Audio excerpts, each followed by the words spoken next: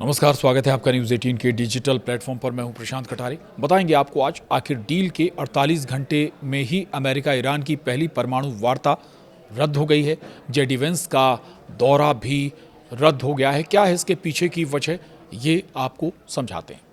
तो अमेरिका और ईरान के बीच शांति समझौते के महज 2 दिन बाद होने वाली पहली उच्च स्तरीय परमाणु वार्ता टाल दी गई है। अमेरिकी उपराष्ट्रपति जेडी वेंस का स्विट्जरलैंड दौरा रद्द हो गया। व्हाइट हाउस ने व्यवस्थागत कारण बताए हैं, जबकि रिपोर्टों में ईरान की देरी की बात कही गई है। अब अगले 60 दिनों की बातचीत पर पूरी दुनिया की नज़र रहेगी। वहीं अमेरिका और ईरान के बीच शांति समझौते पर दस्तखत हुए 2 ही दिन हुए थे कि परमाणु वार्ता को पहला झटका लग गया। स्विट्जरलैंड में इस वीकेंड होने वाली दोनों देशों की पहली उच्च स्तरीय बातचीत अचानक टाल दी गई। इसके साथ ही अमेरिकी उपराष्ट्रपति जेडी वेंस का दौरा भी रद्द हो गया। अब पूरी नज़र अगले 60 दिनों की उस बातचीत पर है जिसमें ईरान के परमाणु कार्यक्रम और क्षेत्रीय तनाव पर स्थायी समझौता करने की कोशिश होगी। व्हाइट हाउस के मुताबिक जेडी वेंस और उनका प्रतिनिधिमंडल बातचीत के लिए पूरी तरह से तैयार था, लेकिन व्यवस्थागत कारणों से बैठक तय नहीं हो सकी।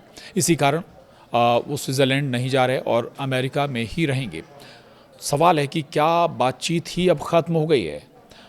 आपको बता दें, ये बताया गया अमेरिका के प्रवक्ता की तरफ से कि अमेरिकी प्रतिनिधिमंडल बातचीत के लिए पूरी तरह तैयार है और जैसे ही तारीख और व्यवस्थाएं तय होंगी वो रवाना होने को तैयार रहेगा। हालांकि उन्होंने माना है कि अमेरिका ईरान के बीच होने वाली इन तकनीकी वार्ताओं की व्यवस्थाएं कभी आसान या तयशुदा नहीं रही हैं।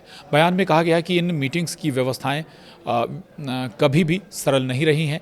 ये निर्णय उस खबर के बाद आया जिसमें दावा किया गया था कि ईरान लेबनान में इजराइल के सैन्य अभियान के कारण स्विट्ज़रलैंड में अपना प्रतिनिधिमंडल भेजने में देरी कर रहा है।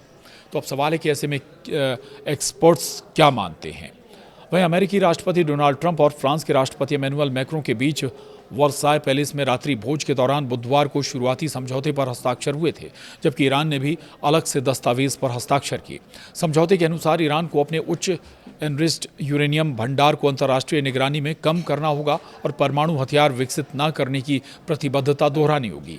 हालांकि कई अन्य मुद्दों पर आगे बातचीत होनी बाकी है। खबरों के अनुसार ईरान के सर्वोच्च नेता अयातुल्ला मुज्तबा खामनेई ने अमेरिका के साथ सीधी वार्ता का समर्थन किया है। वहीं विश्लेषकों का मानना है कि हाल के घटनाक्रम से ईरान को बातचीत में अपेक्षाकृत मजबूत स्थिति मिली है, क्योंकि उसने हॉर्मूज जल डमरू मध्य से जुड़ी स्थिति को प्रभावित कर वैश्विक आर्थिक दबाव बनाया है। वहीं अमेरिका में इस समझौते को लेकर राजनीतिक मतभेद भी सामने आए हैं।